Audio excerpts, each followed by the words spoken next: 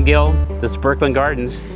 Today we're doing some landscaping around the house. So Travis and Jesse picked out some plants out of the nursery, and we're going to just plant them in a bed from the, we call it the front door, but it's really the back door, I guess, but it's their main entrance to the house, and then along the side of the house here. So let's get started. We're gonna, I've got this one right in front of me. I'm gonna talk about this. It's a Japanese maple called Red Dragon. It's gonna have a little bit more upright habit, but not much. It's all gonna weep down.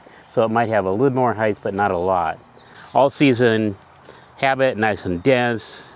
Just, it's hard to beat a Japanese maple. So we're gonna leave this Mugo pine, or maybe it's an Ensenada, I'm not really sure. Somewhere there might be a tag in here, but it's an old one. And a nice dense, older one that'll stay in the bed here. And then we have something blue and cascading. It's a noble fir called Dilbar Cascade. Upright with all the branches hanging down and just an outstanding blue color. Gonna do a little ground cover around these as well. We've picked out some Lithidora. That'll spread out and make a nice mat here. So that's help with the weeds a little bit, and it'll give you, throughout the summer, give it a nice, has a nice small flower with that purple blue flower. And we've got this spruce that we're dealing with. I might start pruning on it even today.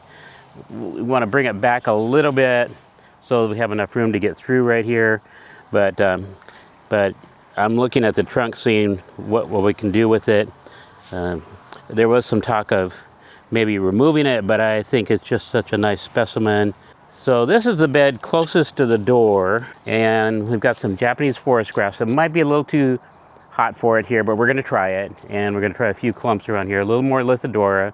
Got a Mugo pine Jacobson. I've talked about that many times, and it's one of my favorites because it grows so slow, and the color of the needles, that dark green, and the heavy branching. And behind that, we're gonna try this golden Hinoki cypress.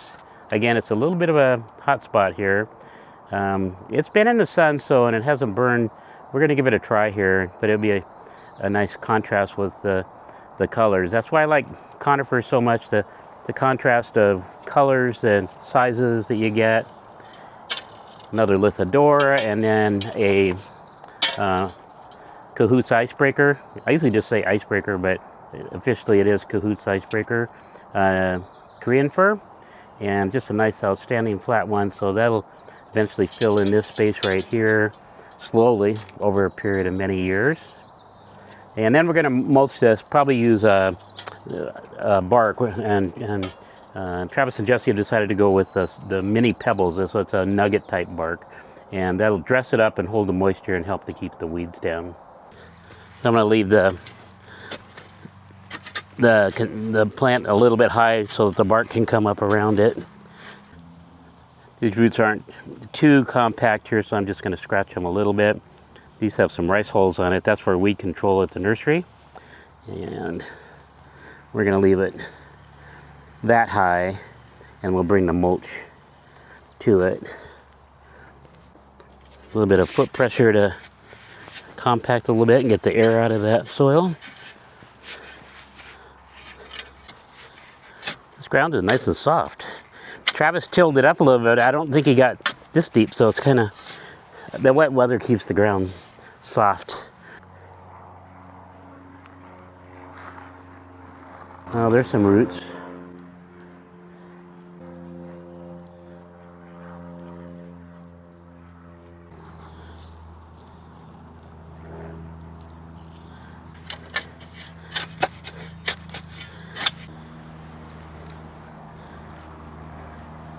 So we're gonna move on with the renovation of a flower bed here right next to the house. And just as we're getting going, I've got this is kind of a short rake. Well, I'm short too, so. But anyway, as we're preparing, we've got some gravel around the house. That's gonna stay in place.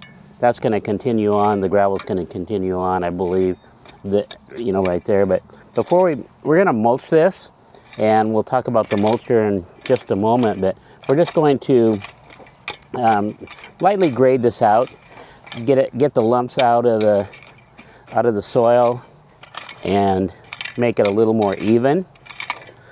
And the plants themselves can be a little bit, I can kind of get some of that soil out from around them, so we don't want heavy mulch right in that area.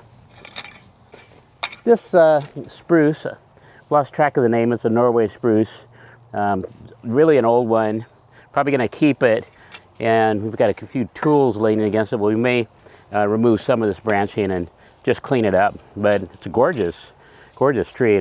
This probably isn't the, there'll be a few more plants, maybe more ground cover, depending on what Travis and Jesse want in the bed. It could be a few more conifers, or it could be more color. It's whatever they want. We are going to edge or put a line on this bed right here. I'm going to use, instead of paint, I'm going to use my line trimmer and just cut just like you would cut the edge, but I'm just going to mark it so we have a mark. So I bought this last year. It's a Greenworks electric line trimmer, and I'm pretty happy with it. Very powerful, a little bit lighter, more balanced than the gas ones. So for today, we're just going to define the line right here. I'm going to follow most of this, but we're going to cut a nice even line.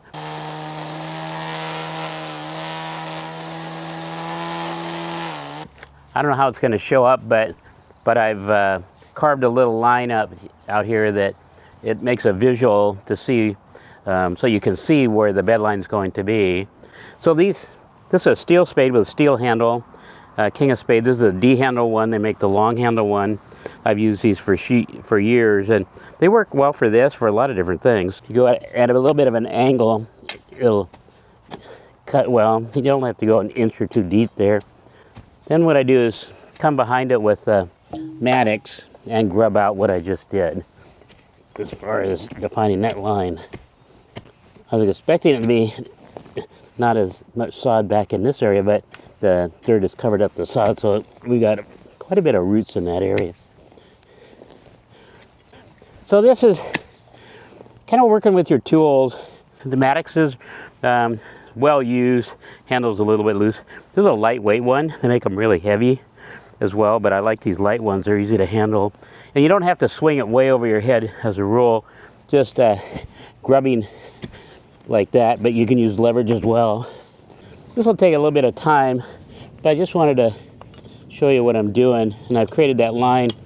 I'll come back again after this is all completed, run the line trimmer along it and clean that up, and it gives you a bed line to run the line trimmer down every week or every 2 weeks or once a month. So we're prepping this bed for bark, and that's going to be the finishing touch. Bark is going to give it that finished look.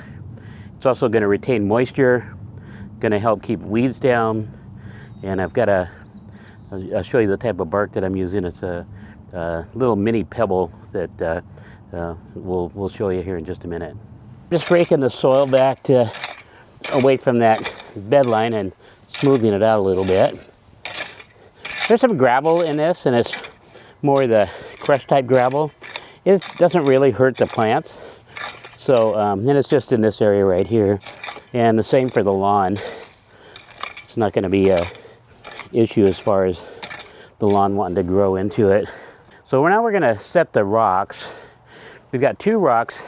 I'm thinking that this rock maybe goes here, and this one we can stand up like a little more of a column. So they can be, you can roll them flat or whatever. I should be wearing some gloves, maybe some leather gloves, but now we'll figure what we're gonna do. We have flat face. Sometimes it works well to have a flat top like that, flat front. Put some soil under that. Take a look at it, see how that looks. And then the bark will come up around it and make it look like it's buried, which it'll be buried slightly, but you don't know whether it's way in the ground, or you don't want a rock just sitting on top of the ground, and you want it to look like it was in the ground for a while. Had this cart for a hand truck for a long time, probably over 25 years. Okay, something like that is what I was thinking. So then you've got this slope right here. Yeah, I like it. And then tilt it back a little bit. Okay, I think I like that. Yeah, I do. And again, you could add a 3rd rock in here. A lot of times when I group the rocks, definitely put 3 together. Usually a flat one medium height, and one a little bit taller. So we'll be starting on the bark for this little bed right here, and moving on. So let's get some bark loaded. This bark, it's a little more expensive than, I've talked about medium bark before in videos that we use for potting, and this bark can be used for potting as well, but if I do use it, I typically would add some bark fines or some peat moss. Bark fines is what I would typically use, but these it comes in 3 different sizes. This is the smallest, so it'll break down fairly quickly, I mean over a couple of years, and I like that part of it as well because it'll just add to the soil as it breaks down. So bark is a great mulch and a great soil amendment.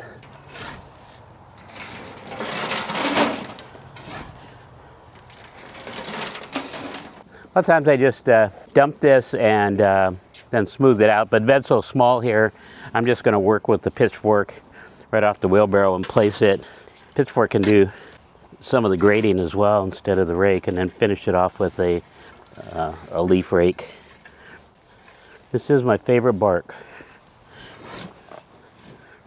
for potting and for the beds, but it does the same thing as the other bark. I like the look of it better. It's a little cleaner. Sometimes medium has a little more wood fiber in it. You'll find a little bit of wood in this as well, but not a lot. It's pretty much, I'd say 98% bark, and the wood chips would be the rest. First application, usually you want to go fairly thick, and then either yearly or every couple years adding just touch up to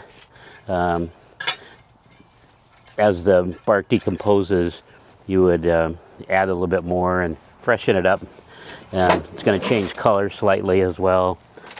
It's going to be, when it's wet, it's going to have a darker look, and as it when it dries out on top, it's going to have more of a light brown look. Hello, Miss Kelly.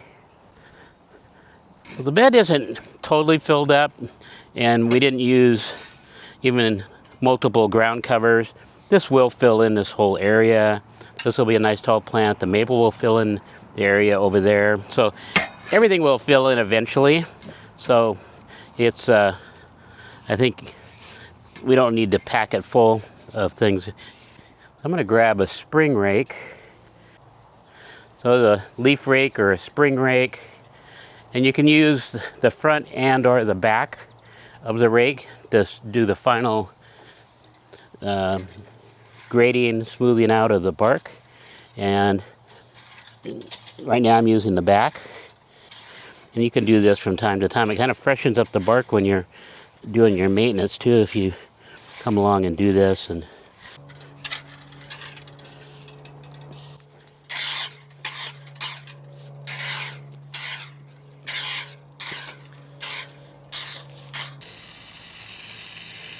the maples don't like a lot of overhead watering. They don't mind some, and so that's why, you know, if you hand water these, they like it. And they don't, you don't want to overwater them, but then they do need water. So I think we were just talking, and there'll probably be a few more rocks that go into this area. That'll make it look more full, and they'll just be, you know, kind of small to medium-sized rocks.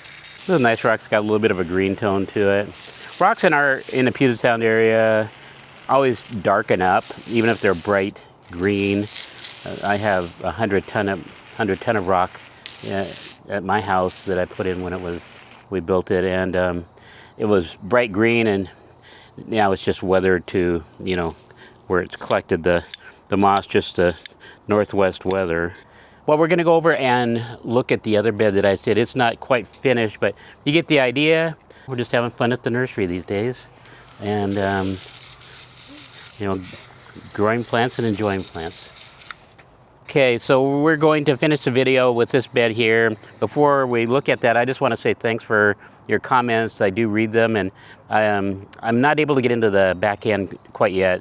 I'm not as tech savvy, so it's just a password issue. So anyway, I do read them. I read them and I appreciate them. When I asked for comments, quite a few of you commented, and they were very kind and nice, so I appreciate that. So So keep those coming. And so this bed in here, we're going to have a little more color. We have some, of course, we had some rocks that were buried in here from before and got those out. It doesn't look super good right now because I have some screening. We have rabbits around and they will eat some of these plants before they get going. So we have dahlias. So we'll have a range of color in here. There's a little bit of ground cover there and a little pine called Mrs. Cesarini, I believe.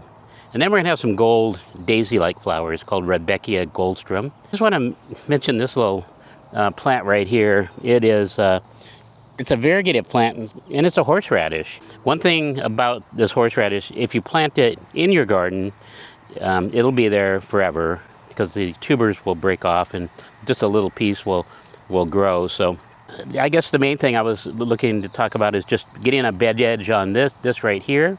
I'm going to get a little bark on the front part, the same bark that we used to kind of clean up this edge, and maybe I'll use some medium bark in the center here. So just kind of finishing up, giving those finishing touches to some of the beds, and really appreciate you watching. And if you ever get a chance, I'm usually here at the nursery, and you can find our contact information on our website, and it's burklandgardens.com.